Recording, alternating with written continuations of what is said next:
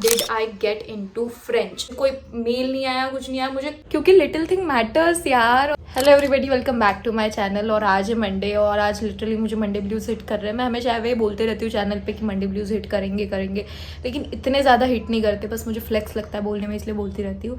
पर आज इसलिए हिट कर रहा है क्योंकि मैं रात के 2:30 बजे तक नहीं सोई थी। कल यूट्यूब का ही काम कर रही थी। मैंने जो कल ये वीडियो अपलोड किया था, इसके थंबनेल का कुछ इशू आ गया था, तो पूरी थंबनेल वगैरह बनाई, फिर से बहुत सारी चीज़ें एडिट करी उसमें और फिर से उसको सेव करा पब्लिकली।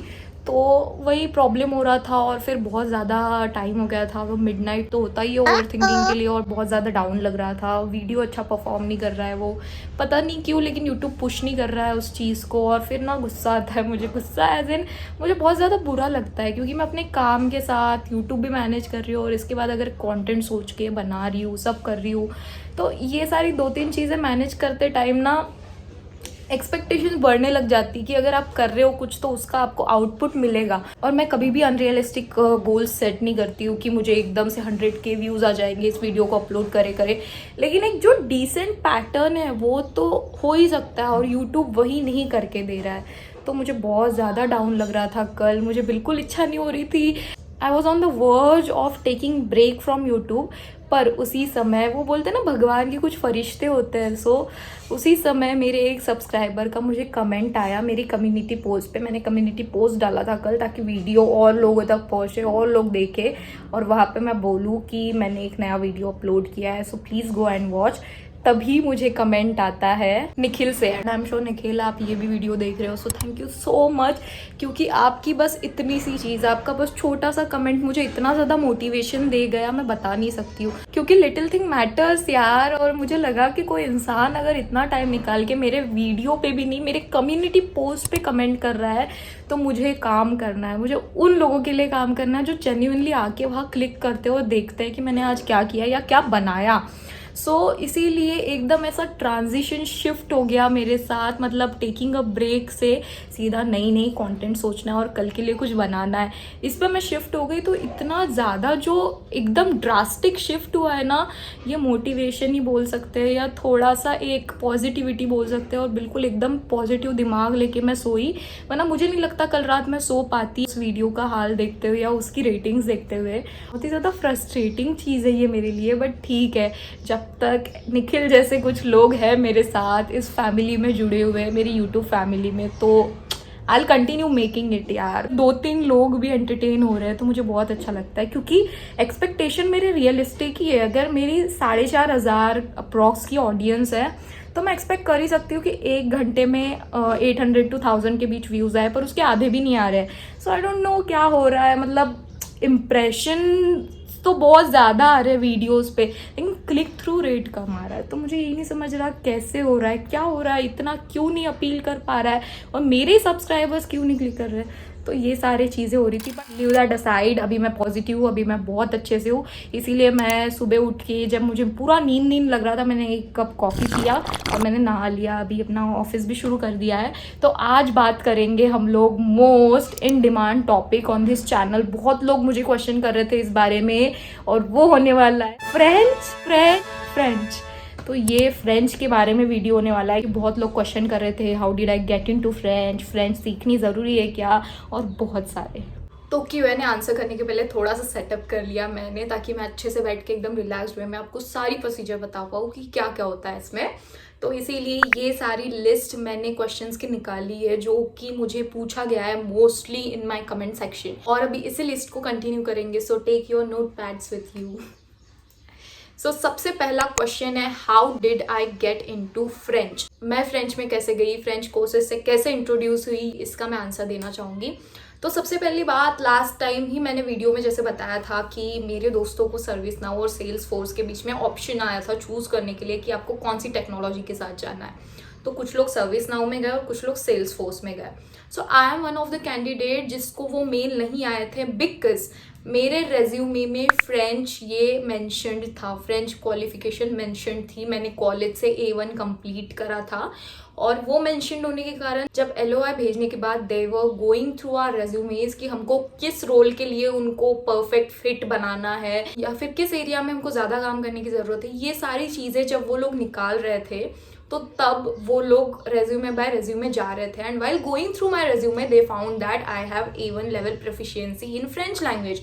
सो मुझे कॉल्स आए पहले उनके तरफ से, येस, मुझे कोई मेल नहीं आया, कुछ नहीं आया, मुझे calls, I got calls, and in that call they have mentioned about these classes. We are planning to take classes of the people who have French mentioned in their resumes.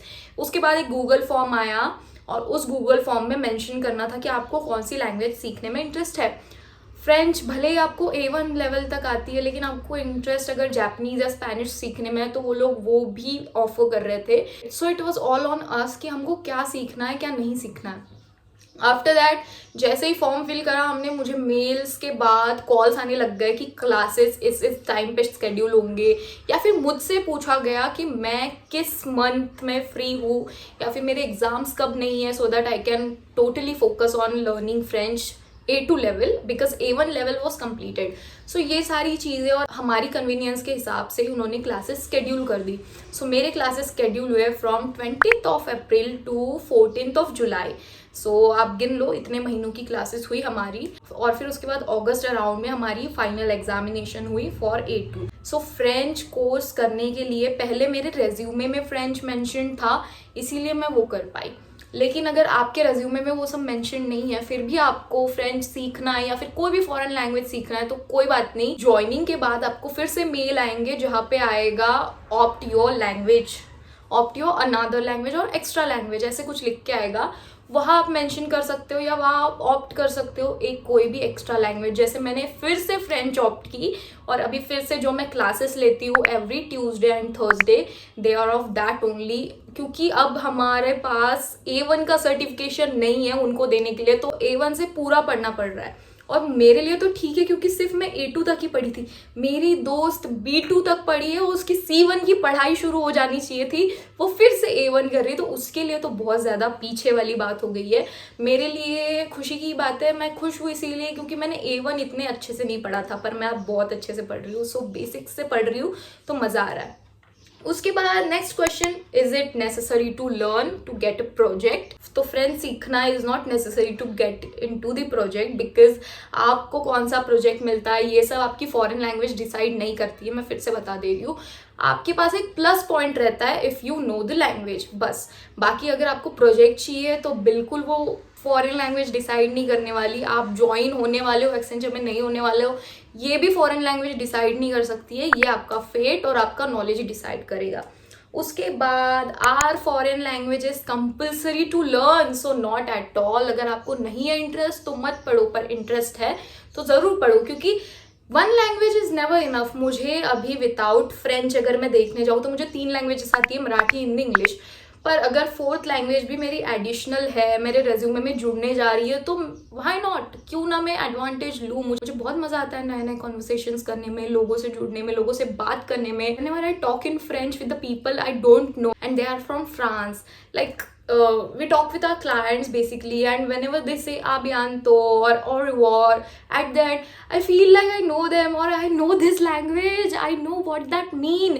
Some people use translators for that, but मुझे language आती है इसलिए मुझे कोई ज़रूरत नहीं किसी translator की, मैं खुद वो अंडरस्टैंड कर सकती हूँ। तो ये सारी चीज़ें, जो छोटी छोटी चीज़ें, वो मुझे बहुत पसंद है, और दिस इज़ माई हॉबी यार। मतलब क्रिएटिविटी और ये सब में ना मुझे बहुत ज़्यादा इंटरेस्ट है, and when it comes to languages मैं उसको क्रिएटिविटी से ही लिंक करती हूँ, क्योंकि उनका कल्चर जानने मिलता है और माइंड थोड़ा बढ़ता है अगर आप दूसरे देशों का भी कल्चर जानो। मुझे पहले कुछ भी नहीं पता था फ्रांस की एक्टिविटीज़ के बारे में, नेशनल फेस्टिवल्स क्या है, क्या फेमस है वहाँ। मुझे आईफिल टावर से ज़्यादा उधर का कुछ भी नहीं पता था, पर जब से मैं फ्रेंच सीखने लगी हूँ मुझे इतनी सारी चीज़ें पता चलने लग गई फ्रांस की कि पागल हो सकती हूँ मैं एक दिन। I can explore. So the next question is French compulsory to join Accenture? तो नहीं, ना फ्रेंच कंपल्सरी है, ना कोई अदर फॉरेन लैंग्वेज कंपल्सरी है। हमारे बगैर वहाँ बहुत लोग हैं जो ज्वाइन करके बैठे हैं और हमसे अच्छी पोजीशंस में है, उनको फॉरेन लैंग्वेज ना आने के बावजूद। तो ये बिल्कुल भी कंपलसरी नहीं है, इसीलिए डरो मत, एन्जॉय द प्रोसेस। मैं बता रही हूँ तो बस उसको एन्जॉय करते चलो। बाकी कोई ऐसी कंपल्शन आपके दिमाग पे डालने की ज़रूरत नहीं, क्योंकि कंपल्सरी नहीं है, सच में नहीं है। और I am being honest with you. मैं चाहती तो और एक वीडियो तक खींच सकती थी इसको क्लैरिफाई करने के लिए, अगर मुझे व्यूज़ का ही होता, पर मुझे चाहिए कि आपका टाइम इज़ वेरी इंपॉर्टेंट। आपको पढ़ाई भी करनी है, आपको कॉलेज का भी पढ़ना है, आपको एक्सेंचर के लिए भी प्रिपेयर करना है, तो इसीलिए टाइम इज़ मनी गाइस। तो इसीलिए मैं क्लियर कर देना चाहती हूँ कि ऐसी कोई भी बात नहीं है कि आपको एक फॉरेन लैंग्वेज ही पढ़नी पड़ेगी तो सारी पढ़ाई छोड़ के आप फॉरेन लैंग्वेज स्टडी करने लग जाओ, ऐसा कुछ भी नहीं है। Just focus on your daily topics, वही काफ़ी है एक्सेंचर में रिक्रूटमेंट के लिए। सो द फाइनल क्वेश्चन जो बहुत ज़्यादा लोगों ने पूछा है और इंटरेस्ट दिखाया है, क्योंकि they were interested in learning a foreign language and specially French. तो फ्रेंच से मैं हूँ, इसीलिए मैं फ्रेंच का बता सकती हूँ, और मेरे पास बहुत ज़्यादा स्टफ भी है कि क्या हम पढ़ सकते हैं उसमें से। So final question is how can you learn as a beginner. तो अगर बिगिनर लेवल की बातें करें तो आपको पहले तो ड्यूलिंगो ऐप से पढ़ना चाहिए। ड्यूलिंगो पे आप फ्रेंच लेसन्स ले सकते हो, beginner to intermediate to advance level, सब लेवल्स के वहाँ पे लेसन्स है। मैंने भी जब फ्रेंच पढ़ना शुरू किया था in my early college days, that was in the first semester, तो मैंने ड्यूलिंगो से ही पढ़ना शुरू किया था। मे बी मैं ये बता सकती हूँ कि मैंने कॉलेज में एंटर करने के पहले से फ्रेंच पढ़ना शुरू कर दिया था, and my college was so good that it was offering a foreign language for any semester. So वो हमारे हाथ में था आपको कौन सी फॉरेन लैंग्वेज चूज करना और कौन से सेमेस्टर में पढ़ना है। तो ये सारी चीज़ें मेरे को एडवांटेज की तरह मिलती गई और मैं फ्रेंच से बाउंड होती गई। तो सबसे पहले बिगिनर लेवल पे हो अगर आपको A1 से शुरू करना चाहिए, और A1 के लिए आपको ड्यूलिंगो ऐप डाउनलोड करना चाहिए। वहाँ पे आप छोटी छोटी चीज़ें, कैट को क्या बोलते हैं, डॉग को क्या बोलते हैं, ये सारी चीज़ें वहाँ सीख सकोगे। उसके साथ साथ आपको एक बुक फॉलो करनी चाहिए। So let us dive into that book with me. This was the book I was talking about, that is सेज़ॉर A1 मेथोडे द फ्रांसे। तो यहाँ पे ये मैनुअल है, पूरी एक वर्कबुक है आपकी फ्रेंच A1 लेवल की। इसमें सब कुछ है जो भी आपको चाहिए। दिस इज द लेसन 1, यून दिमाश पूर कॉन्स्टिट्यूएर, ये सारी चीज़ें आपको लेसन 1 में दिखाई जाएगी। तो this is the book for A1 basically, और ये बहुत लोग फॉलो करते हैं। अगर ये बुक आपको फॉलो नहीं करनी तो आप ऑल्टर ईगो फॉलो कर सकते हैं। ऑल्टर ईगो की भी PDF मेरे पास है। अगर आपको PDF चाहिए होंगे दोनों बुक्स के A1 लेवल के तो प्लीज़ कमेंट डाउन बिलो। इस वीडियो पे I am aiming for 100 likes. अगर 100 लाइक्स हो गए तो I am going to pin that in description box. मेरे पास A1 लेवल से लेके C2 लेवल तक के पूरे PDFs है एंड बुक्स है।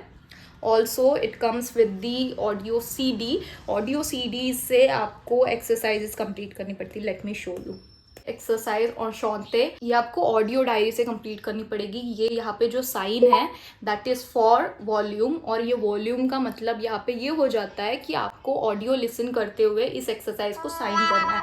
सो पुश शॉक फोटो रिट्रोवेल लीव एल दिलॉग कोरोस्पोंडो।